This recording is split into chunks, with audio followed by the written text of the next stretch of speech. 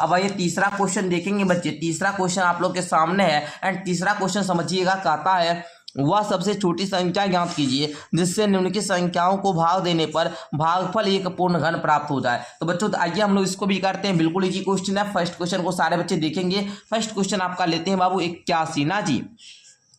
इसका भी क्या करेंगे, अभाज्य गुणनखंड ज्ञात करेंगे, है ना। तो सबसे पहले इसमें लगेगा 3 से, तो 3 से लगाइएगा तो 27 तिया 81, 3 से लगाएंगे 3 नमक का 27, फिर 3 से लगाएंगे 3 आ जाएगा। अब बाबू 81 का जो भी गुणनखंड है लिखो 3 गुना 3 गुना 3 गुना 3। अब देखोगे बच्चे 3 था तो सर 3 बार आ रहा है, बस एक 3 एक्स्ट्रा आ रहा है बाबू। एक बार देखेंगे जो 3 को आना चाहिए, ठीक है ना। 3 बार आ रहा है ना, बस बचा क्या, ये वो 3 बच गया। जो एक्स्ट्रा बच जाएगा उसी बेचारा को हटाना होगा। ये बच गया ना, तो बताइए 3 तिया 9 तिया 27 तिया 81 है। 81 हमको क्या चाहिए, 3 तिया 9 तिया 27 चाहिए। तो हम क्या करेंगे, बताइए क्या करेंगे, ये 3 को हटाना होगा ना। हम बोलेंगे अतः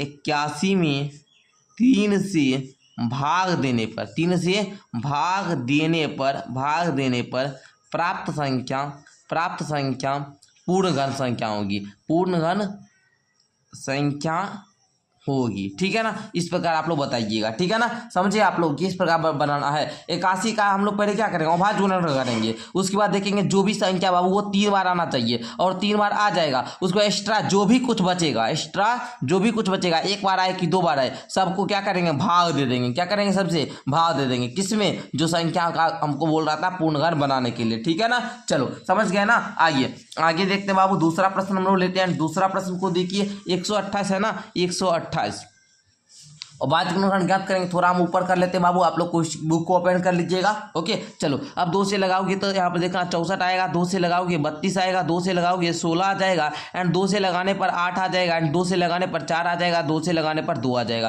फिर 2 से लगाओगे 1 आ जाएगा। अब देखना बच्चे जो भी संख्या 128 का जो आप लोग अभाज्य गुणनखंड ज्ञात किया उसको लिखो 2 गुना 2 गुना 2 एंड यहाँ पर 2 गुना 2 गुना 2 गुना 2। देखो 1 2 3 4 5 6 7, 1 2 3 4 5 6 7। अब देखना बच्चे ये 2 3 बार सर, ये 2 3 बार सर, बेचारा बच गया एगो 2। हम बोल देंगे 128 में 2 से भाग देने पर जो संख्या प्राप्त होगा ये पूर्ण घन संख्या होगा। इस प्रकार प्यारे बच्चे आपको बताना होगा। आई होप कि आप लोग सीख गए होंगे। हमको जो सर एक्स्ट्रा बच जाएगा उसको उससे भाग देना होता है। आइए तीसरा प्रश्न भी ले लेते हैं, ठीक है ना।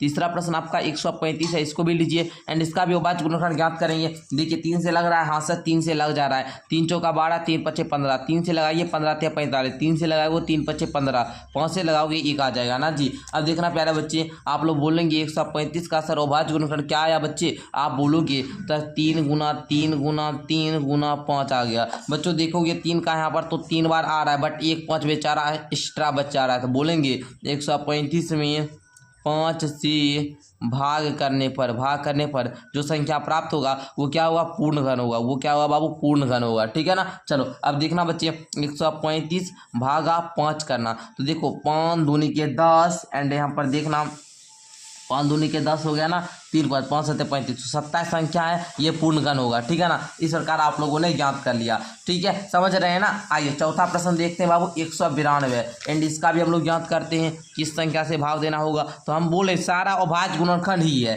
सब कुछ अभाज्य गुणनखंड पर आधारित है। तो अभाज्य गुणनखंड ज्ञात कीजिए। 2 नमा 18, 2 छक्का 12, 2 से लगाओगे 2 चौका 8, 2 8 16, 2 से लगाओगे 2 दूना का 4, 24 दूना 48, 2 से लगाओगे 12 आ जाएगा, 2 से लगाओगे 6 आ जाएगा एंड 2 से लगाने पर 3 आ जाएगा, है ना। 2 तिया का 6। अब देखो बच्चे 2 सर 3 बार आ रहा है, 2 यहाँ पर बाबू 3 बार आ रहा है बट यहाँ पर 3 सर एक्स्ट्रा 1 बच जा रहा है। हम यहाँ पर बोल देंगे अतः 192 में 3 से भाग देने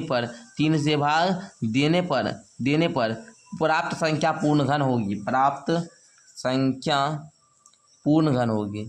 घन होगी, ठीक है ना। आप लोग भाग भी दे सकते हैं, 192 भागा 3 दे दो, 3 छक्का क्या 18, 1 2 3 चौका 12, 64, ये पूर्ण घन है ना। तो इस प्रकार आप लोग बना सकते हैं, ठीक है। चलो आगे बढ़ते बच्चे 704 लेते हैं। पांचवा प्रश्न आपका 704 है। तो 704 का भी आप लोग क्या कीजिएगा, अभाज्य गुणनखंड ज्ञात कीजिएगा। तो देखिए 2 से लगाइए, 2 तिया का 6, 2 पच्चे 10, है ना बाबू। अब देखना यहाँ पर 2 दूना का 4, फिर 2 से लगाओगे 2 एकम 2, 2 सत्ते 14, 2 छक्का 12, ओके। 2 से लगाओगे 2 8 16, 2 8 16, 2 8 16 हो गया ना। 2 से लगाओगे यहाँ पर देखना ठीक है। फिर 2 से लगाओगे 22 आ जाएगा, 2 से लगाओगे 11 आ जाएगा, एंड 11 से लगाओगे तो एक बार में। ठीक है, अब देखना बच्चे 704 बराबर में क्या क्या आया बच्चे, 2 गुना 2 गुना 2 गुना 2 गुना 2 गुना 2 गुना में 11। बच्चे देखोगे यहाँ पर 2 सर 3 बार है, 2 देखोगे 3 बार है, बच्चा बेचारा एक्स्ट्रा 11, तो बोल देंगे 704 में सर 11 से भाग देने पर 11 से भाग देने पर प्राप्त संख्या पूर्ण घन हो गया। क्या होगा बाबू, पूर्ण घन होगी। ओके, चलना अब देख ले बच्चे, यहाँ पर 704 में आप लोग 11 से भाग भी दे सकते हैं, तो दीजिएगा 11 6 का 66 है ना, 11 चौक 44, 64 जो होगा बाबू यही पूर्ण घन होगा। ठीक है ना, भाग देने पर ही आता है ना जी। चलिए, तो आई होप कि आप लोग समझ पा रहे होंगे, है ना। चलिए, तो इस प्रकार आपका क्वेश्चन नंबर 3 भी क्लियर हो गया। एंड क्वेश्चन नंबर 4 को सारे बच्चे ध्यान से समझेंगे। क्वेश्चन नंबर 4 प्यारे बच्चों आपका कह रहा है बाबू कि परीक्षित प्लास्टिसिन का, है ना, प्लास्टिक सीन का जो परीक्षित है वो प्लास्टिक सीन का एक घनाभ बनाता है जिसकी भुजा जो है 5 सेंटीमीटर, 2 सेंटीमीटर और 5 सेंटीमीटर है। एक घन बनाने के लिए ऐसे कितने घनाभों की आवश्यकता होगी? तो बच्चों सबसे पहले आपको क्या करना होगा, ये घनाभ की जो भुजा दी गई है इसका आयतन ज्ञात करना होगा। क्या करना पड़ेगा बाबू, घनाभ का आयतन ज्ञात करना पड़ेगा। घनाभ का आयतन आप लोग जानते हैं, क्या जानते हैं बच्चे, सर घनाभ का आयतन होता है L गुना B गुना H, अर्थात आपका बोलेंगे 5 गुना 2 गुना 5। अब देखो बाबू 5 दूनी 10 बचे कितना 50, 50 क्या बाबू सेंटीमीटर क्यूब। ओके, चलो हो गया ना।